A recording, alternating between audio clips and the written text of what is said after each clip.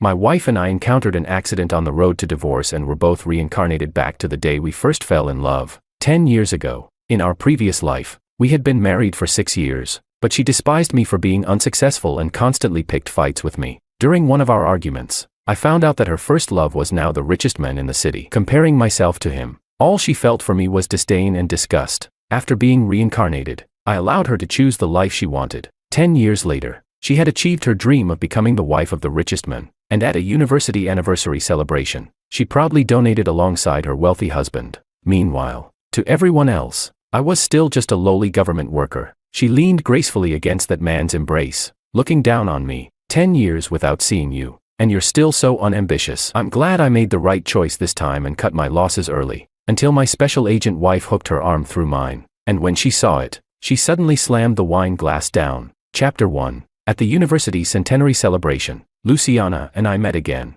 Now, she had finally married her first love, sitting proudly in the role of the first lady of the city's richest man, enjoying all the spotlight. As I walked into the hall, I saw Luciana and her husband, James Jean, standing in the middle of the crowd, basking in the compliments. CEO James really is a young prodigy. With his sharp insight and ability to seize the market, the position of the richest man in the city really belongs to him. I heard CEO James is here to donate to our university's lab. It must be tens of millions, right? All of this is because of Luciana. It's thanks to her graduating from this school that James is making such a large donation. You two really have such a great relationship. We're all envious. Luciana waved her hand with a smile. Please don't flatter me. Since my husband has the ability, it's only right for him to support education. It's not because of me. Seeing Luciana enjoy all these flattering words, the crowd started to praise her even more eagerly. Who doesn't know that you two went from being high school sweethearts to getting married? We all envy this love. Yeah, I heard you two got together in high school. That's been over 10 years now, right?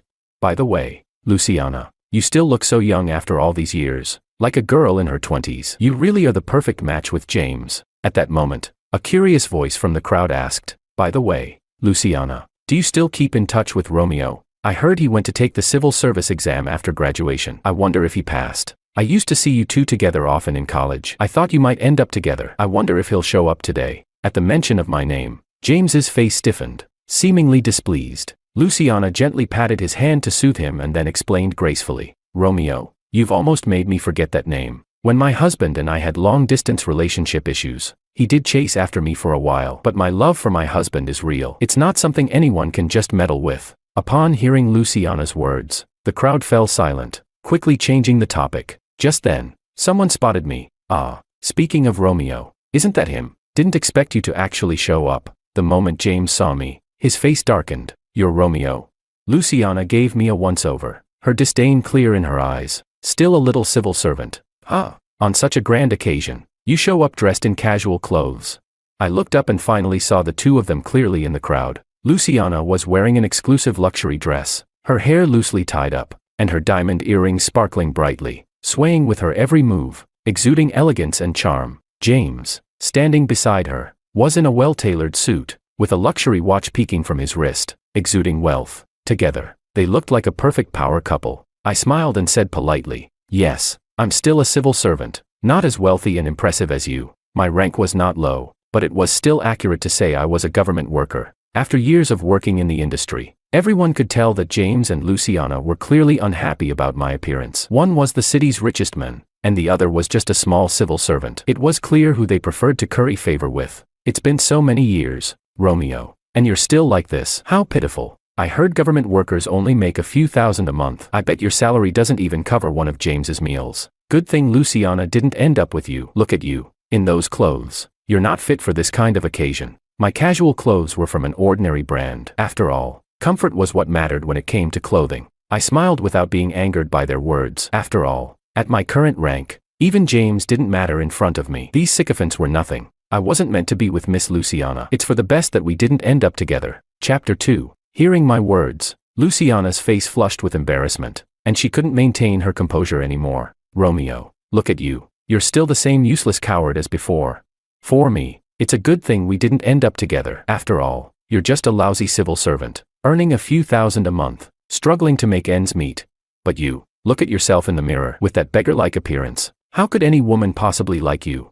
Looking at the anger and venom in Luciana's twisted expression, I couldn't help but recall the countless arguments from my previous life. In our past life, Luciana and I met and fell in love during university, and after graduation, we naturally got married. Our life was actually quite good. In this not-so-small city, we had our own house and a decent car. Without children at the time, our life was fulfilling and rich with meaning. But not long after, everything changed. After a class reunion, Luciana started acting differently. She began picking fights with me, throwing tantrums whenever things didn't go her way, criticizing me for being unsuccessful, not making enough money, and not being able to give her the life she wanted. At the same time, the expensive bags and luxury goods at home kept piling up, and I began to realize something was off. One day, Luciana didn't come home all night, and when she returned, her neck was covered with marks from passion. That's when the most intense argument between us exploded. It was that day that I found out Luciana had had a boyfriend in high school, and they broke up because of long distance during university. At the last class reunion, she found out her first love had seized the opportunity with AI and became the richest man in the city, becoming the focus of the reunion. She regretted breaking up with her first love and marrying me. Luciana threw her newly purchased handbag at my head. Romeo, I must have been blind to marry you.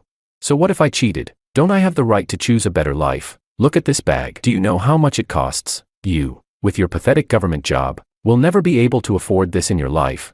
The argument happened during the spring festival, with firecrackers booming outside as families were reunited, and my wife, with certainty, told me that she had cheated. After that argument, we agreed that once the Civil Affairs Office reopened after the holidays, we'd divorce. But on the way to the divorce, we argued again. Luciana was so emotional that she even grabbed the steering wheel. The car lost control, and we both died on the spot. When I opened my eyes again, we had both been reincarnated 10 years into the past, back to the day we decided to be together. This time, I chose to let her go. After parting ways, she quickly got back together with James, while I continued the path I had taken in my previous life, going to university and preparing for the civil service exam. The biggest difference between this life and the last was that I was no longer the lowest-ranking government worker. In this life, I had 10 extra years of life experience and 10 extra years of perspective. After passing the civil service exam, I continually proposed targeted suggestions at work and made several proposals that contributed to the development of the city. In a short time, I was transferred to the capital to contribute to its development. Not only that, but I also met my current wife at work. After marrying her, I found out she was the only daughter of a high-ranking official in the capital. I was attending this alumni event today because the principal personally invited my father-in-law. My wife wanted to visit the university I attended, so we came together. Now, my wife is with my father-in-law to meet the principal, while I came to the hall alone. Meeting Luciana and James was not part of my plan, but since we met, the person who did wrong is not me, and the one who should be avoiding confrontation shouldn't be me. Chapter 3. Seeing that I didn't respond for a long time, the crowd around us couldn't help but sneer. You're not saying anything. Could it be that Luciana hit the nail on the head? Almost 30 years old and still single. Yeah, with a few thousand a month. How could you afford to get a girlfriend or get married? Who would look at you? Romeo, I heard your job is 9 to 5. Why don't you try setting up a street stall at night? We're all classmates. We could come support you. I couldn't be bothered to respond to them anymore, so I just smiled and politely declined their offer. I'm already married, and my current job is going well, so no need to trouble yourselves. When Luciana heard that, her expression changed. You're married? When did that happen? Why didn't you tell me? I looked at Luciana in confusion. What does my marriage have to do with her? After being reincarnated, we had both deleted each other's contact information, going our separate ways. Not to mention, I got married in the capital, and only invited close relatives in the city for a small gathering. There was no formal wedding. Seeing the confusion on my face, Luciana seemed to realize she'd misspoken, and awkwardly laughed it off. We're all old classmates. A big event like your marriage, you should have invited us to celebrate with you. Or are you saying, you didn't actually get married? Are you just trying to save face? Hearing Luciana's words, everyone laughed again. Yeah, this city is so small, and we didn't hear a thing about your marriage. You're probably just bluffing. Come on, Romeo. Being single isn't shameful. It's lying that's shameful. Stop pretending and save yourself the embarrassment. We all know each other. James, who had been watching the drama from the side, finally spoke up, looking down at me from his lofty position. Why don't you come work at my company? We're booming right now. With government support, the future is looking bright. Since you and Luciana are old classmates, how about you come work as my driver? The salary may not be high, but it's definitely better than being a civil servant. What do you think?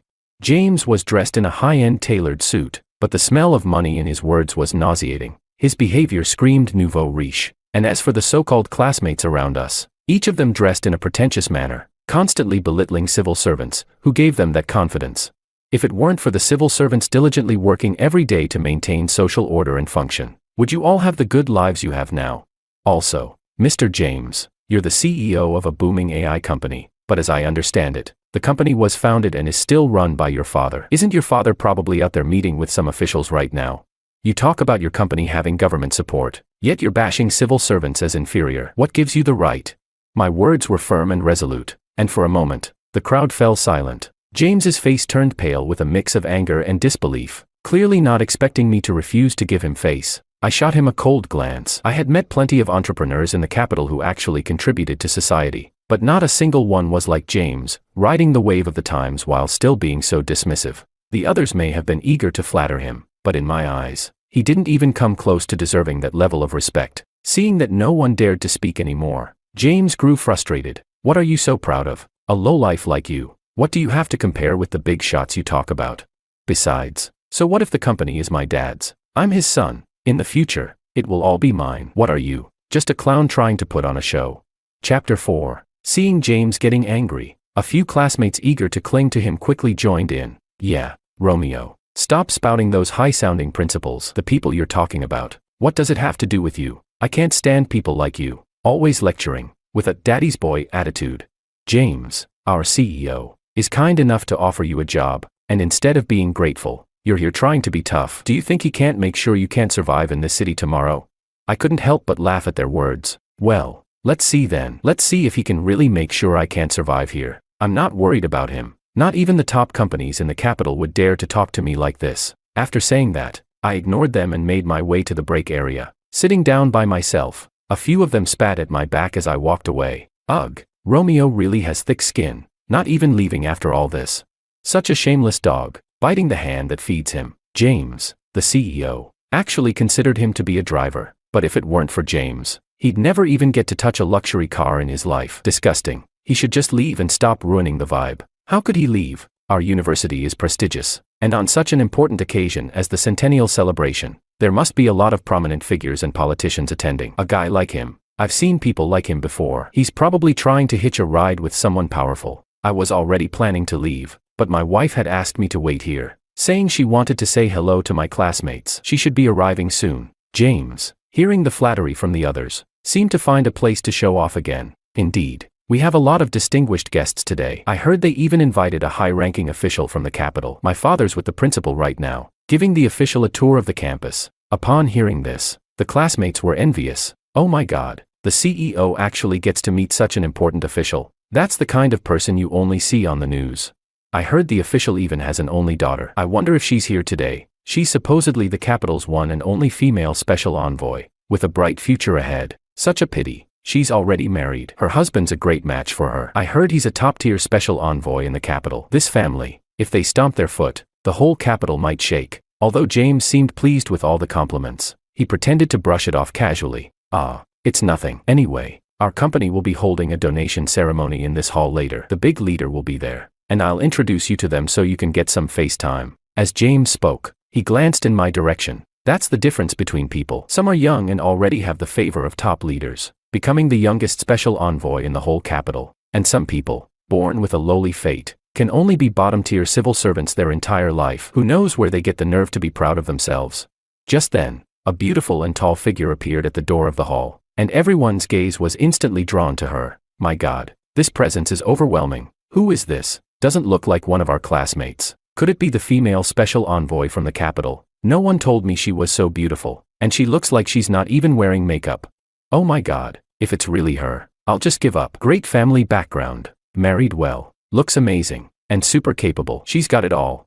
In the entire hall, only I remained calm, quietly watching the woman as she made her way towards me. Many people in the crowd seemed eager to approach her, but to everyone's surprise, she ignored them completely and walked straight to me in the break area. Her cold expression melted away instantly as she flashed me a wide, warm smile. Hubby, I missed you. Chapter 5. As Alice spoke, she linked her arm with mine and leaned in to whisper in my ear. This hall is really hard to find. Dad and the others are still at the back. I just missed you so much, so I came here first. The classmates exchanged glances, seemingly unable to believe what they were seeing. What? Romeo really wasn't lying. He's married, and his wife is actually a special envoy from the capital.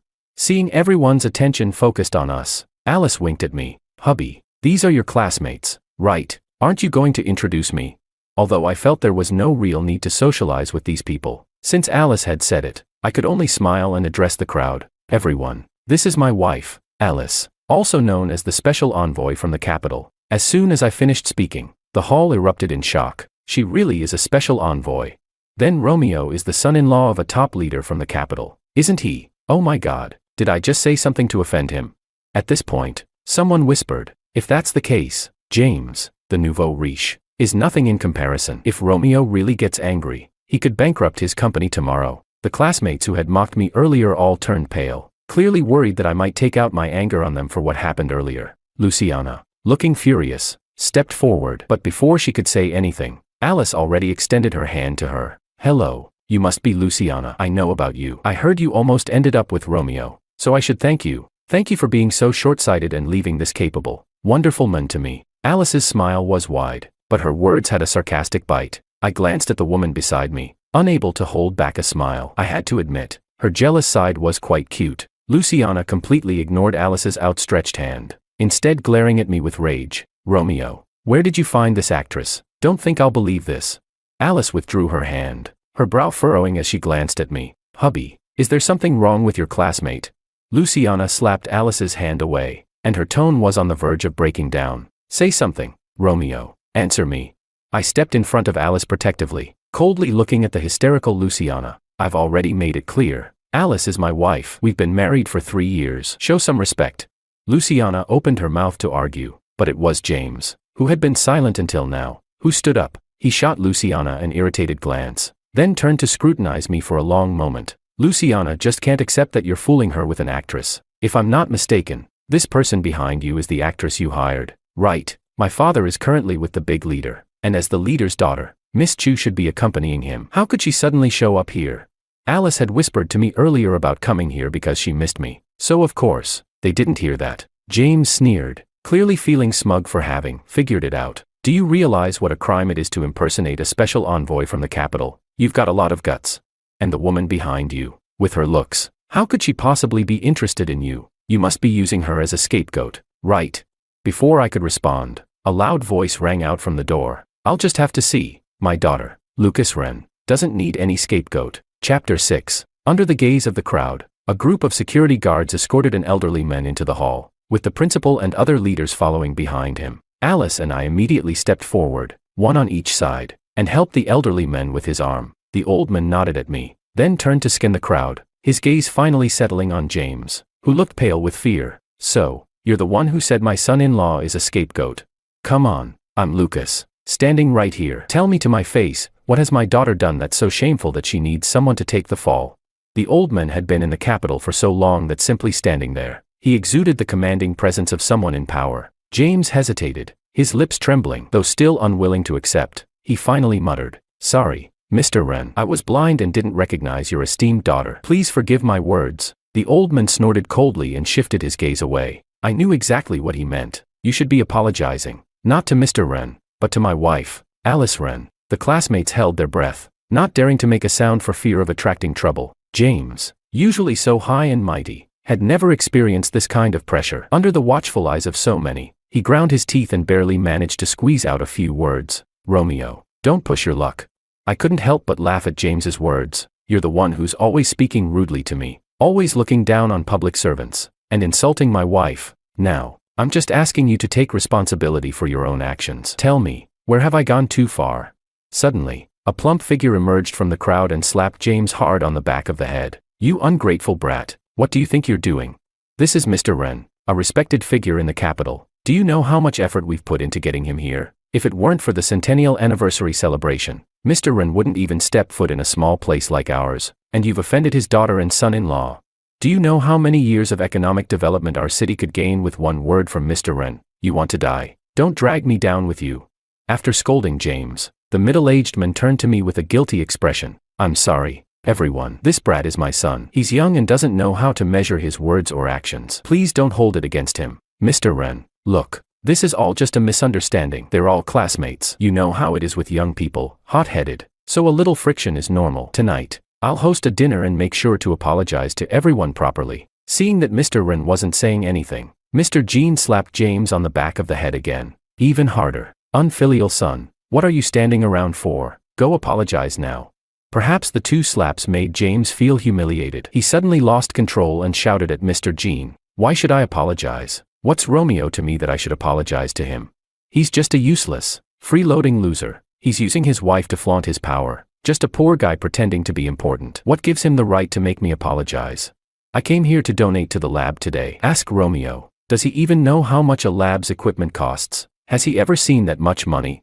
As soon as he said this, the hall fell silent. Mr. Wren's face darkened, his expression so grim it seemed as though ink would drip from it. The classmates exchanged glances, some of them seeming to agree with James. A few of the more arrogant male students even whispered among themselves, "Actually, James isn't completely wrong. Isn't Romeo just living off his wife? What's so impressive about that? If it were me, I could do it too." Mr. Wren glared coldly at James, his voice as icy as a winter storm. "Living off someone? Ah, young Mr. Jean, if you didn't spend all your time indulging in luxury, and actually cared about the development of our city, you wouldn't be saying such heartless things. Romeo is the youngest special envoy in the entire capital, even the entire country. His policies have repeatedly pushed forward economic growth and urban development. Ask your father, if it weren't for Romeo's proposal, would your company even have gotten any official investment?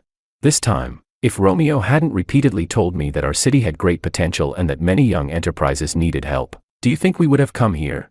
Hearing Mr. Wren's words, James stiffened and stood there, unable to speak. Mr. Wren didn't even look at the classmates anymore, instead turning to the principal standing nearby. You've been told time and time again about quality education, yet look at these students, full of the stink of money, graduates from a top university, who have been in society for so many years, but instead of thinking about how to contribute, they're busy stepping on others to climb up. You should reflect on yourself too." After speaking, Mr. Wren turned to leave the hall. Mr. Jean hurriedly stepped forward, trying to block his path. "Mr. Wren, these are just kids fooling around. My son made a mistake. I'll educate him properly when we get home. Please don't be angry. The donation ceremony hasn't even started yet." "Mr. Wren, you can't leave now." Mr. Wren waved his hand, and the security guards immediately moved to pull Mr. Jean away. I gave Mr. Jean and James a casual glance. "Postpone the donation ceremony for now. You should really focus on resolving your company's tax issues before anything else. Otherwise, that position as the richest man in town might not stay warm for long." Just as we were about to leave the hall, Luciana called out from behind me, "Romeo."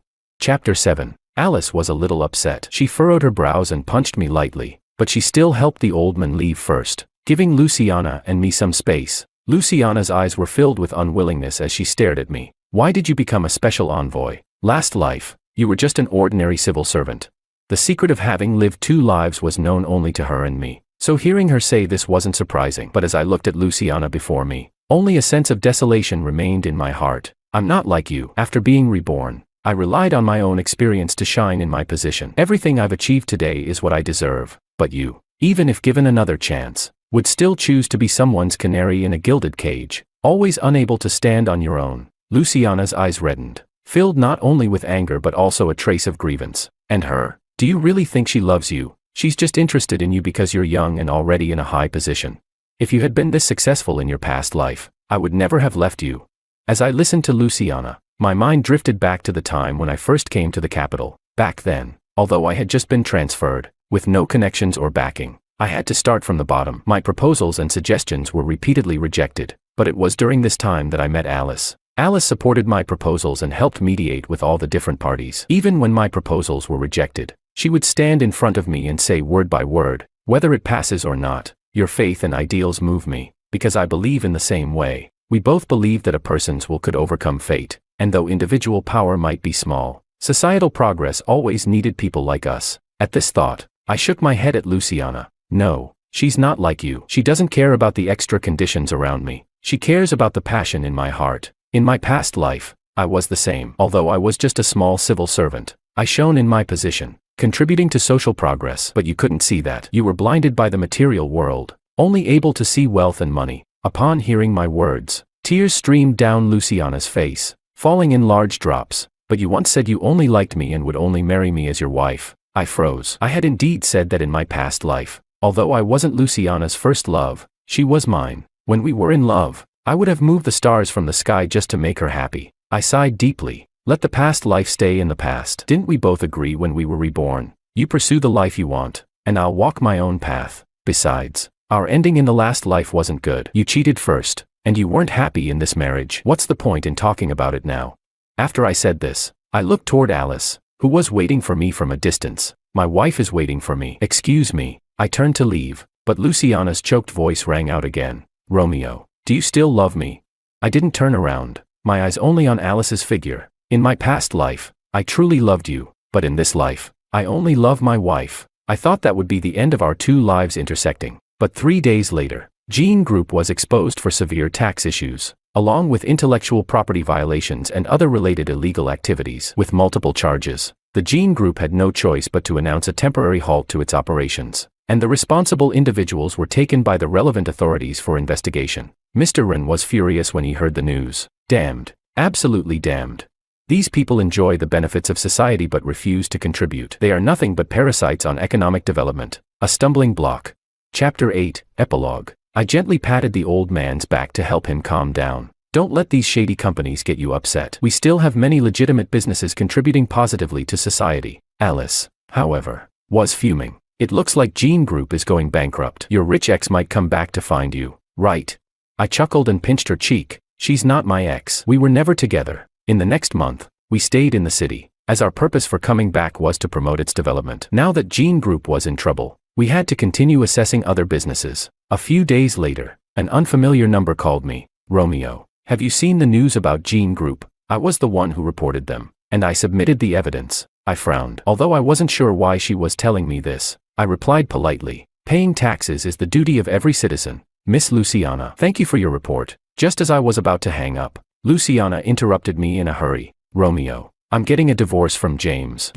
I immediately cut her off. Your marital issues are none of my business, and I don't need to be informed. If there's nothing else, goodbye. I didn't know who had leaked my number, but after that call from Luciana, many of my old university classmates began calling to reconnect. Romeo, you and MS Chu are a perfect match, a golden couple. You're too low-key. Romeo, with such a successful career, you didn't even tell us. Just quietly contributing. We can't match this level of vision. You haven't returned to the capital yet, right? When are we getting together again? You should bring MS Chu along. You didn't even invite us to your wedding, but this time, you can't refuse. Even Luciana started calling, acting like nothing had happened. I blocked one number, and she switched to another. Her persistence was truly impressive. Eventually, I just set up my phone to block calls from unknown numbers. After all, in this new life, I had a happy marriage, a complete family, and a successful career. I didn't want to be disturbed by Luciana anymore, but I had underestimated her shamelessness. Phone calls turned into text message harassment. Romeo, can we meet? I really have a lot to say to you. I know I was wrong. What James and I had was never love. The only person I've truly loved in both lives is you. Please, Romeo, give me another chance. I don't want to miss out on you again. Looking at these messages, I sneered coldly. 2 whole lifetimes. How could I not understand Luciana? The one she loved wasn't me, nor was it James. She loved fame, wealth, the life of the privileged. Whoever could give her those conditions, she would love them. The text message harassment stopped completely once I changed my number. A month later, we were preparing to return to the capital. Just as we were leaving the hotel, a figure was loitering outside. It was Luciana. The moment she saw me, she hurried over, her eyes full of hope. Romeo, I've divorced James. I'm back. I stepped back slightly, holding Alice, and coldly uttered 2 words. Have some self-respect. She didn't seem to care that Alice was still by my side. She stubbornly spoke again. Didn't we once love each other so deeply? Don't you remember all those days we spent together, walking hand in hand? I took Alice's hand and looked at Luciana with an icy expression. Not a trace of warmth in my eyes. You know as well as I do, that was the past, not the present. I don't deny everything we went through. It happened, but I, Romeo, am not someone who clings to the past. I only look to the future. And the one who will walk into that future with me will never be you. Having said that, I ignored Luciana and led Alice to the car. My future was long, but that didn't mean I should waste time on people who didn't matter. I knew what I needed to cherish now, and it would never be Luciana. 1 life met, 1 life lost, 2 lives met, 2 lives separated. Luciana and I were never meant to be together.